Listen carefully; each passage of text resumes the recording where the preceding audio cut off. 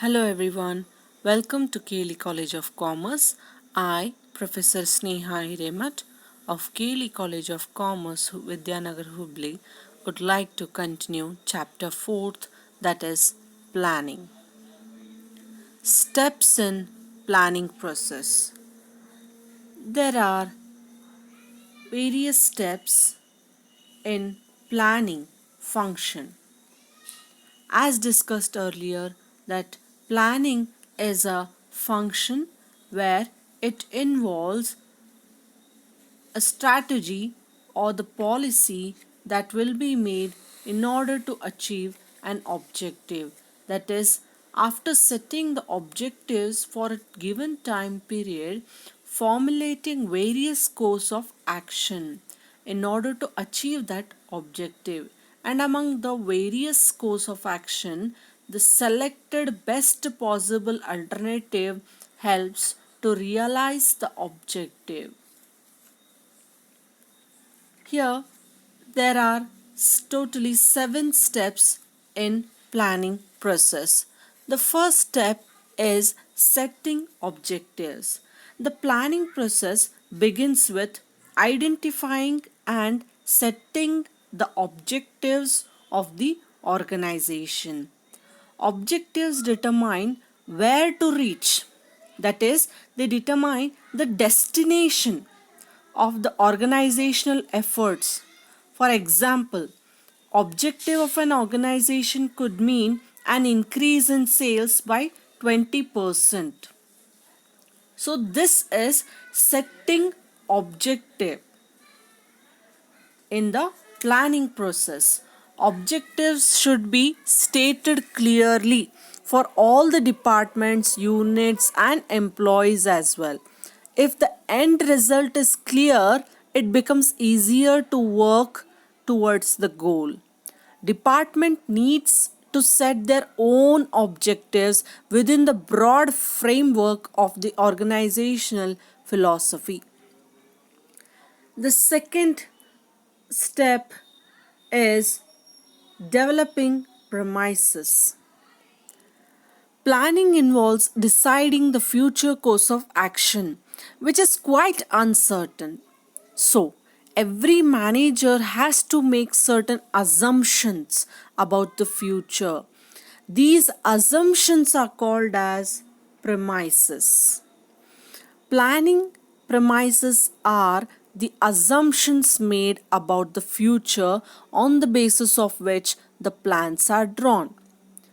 The base material may be in the form of forecasts, existing plans, or any past information about policies. So, to make planning more effective, sound estimates or forecasts should be made about future environment. Future environment involves, it may be forecasting about the market, competitors, economic policies, international policies, etc. Let's take an example. Forecasting is important in developing premises, that is, assumptions, as it is a technique of gathering information.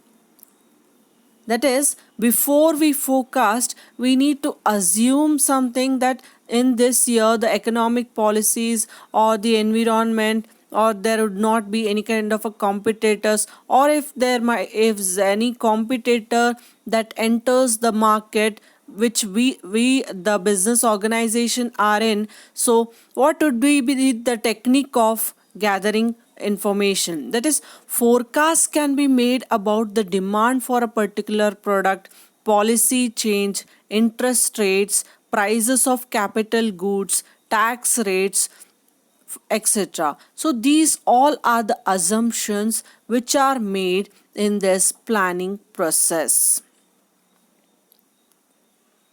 The third step is identifying alternative courses of action. After setting the objectives and making assumptions about the future, the next step is to determine alternative courses of action. Yes, in the first step, We set objective looking into the future. Based on that objective, we assume certain things, that is called as developing a premise, so that on the basis of those assumptions we forecast the future and plans will be drawn. Here in the third step, identification of the alternative course of action. What are the alternative course of action? For every plan there are number of options. All the alternative courses of action should be identified. Like, what are the best possible ways in order to complete or in order to fulfill that the plan drawn or the set objective. Whatever might be the policies, possibilities, those possibilities must be listed. In case of an important project, more alternatives should be generated and thoroughly discussed amongst the members of the organization. For example, if the objective of a company is growth of the business, then company has various possible alternatives like expansion in same product line, or diversifying in new areas, or joint venture, and so on. So what would be the best possible alternative? Before selecting that, need to identify the alternative course of action. The fourth step is we need to evaluate alternative courses. After identifying and listing out possible alternative courses, the next step is to evaluate each alternative. Each course will have many variables which needs to be weighed against each other. That is, plus as well as minus points will be there for every alternatives. That is, advantages as well as disadvantages would be there for each course of action. So that has to be assessed. The positive and negative points of each alternative, they must be thoroughly examined in the light of the objective to be achieved. All alternatives should be compared and evaluation is done in the light of feasibility, cost, consequences, how many benefits can be received, and so on. So these all are the evaluations technique that is done for the course of action. The fifth step is, after evaluating things, we need to select the best alternative. After evaluating the various alternatives, the next step is to select the most suitable course of action. This is the real point of decision making. The alternative to be selected should be the most feasible, profitable, and with the least negative consequences. Sometimes a combination of plans may be selected instead of one best course. Yes, there are possibilities like both the plans, or if suppose A, B, C, there are three alternatives, A and B are both are benefitable for the company, then combination of A and B would be the best course of alternative for that particular organization in order to achieve the objective. When a plan cannot be subjected to be a mathematical analysis, then subjectivity, judgment, and experience of the manager play an important role in selecting the most viable alternative. That is, the knowledge, mathematical knowledge, as well as the subject knowledge, sound judgment, as well as the experience of the manager makes him to select the best course of action. The manager will have to apply permutations, combinations, and select the best possible course of action. The sixth point is implement the plan. Plans are of no use until these are put in action. So, this step is concerned with transforming the plan into action by activating other managerial functions.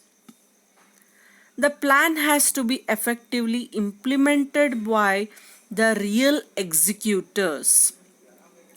It involves organizing the various resources and securing cooperation, participation, and commitment of the members of the organization. In short, after selecting a best alternative, that is, selecting the best alternative makes a manager to think of implementing that particular alternative.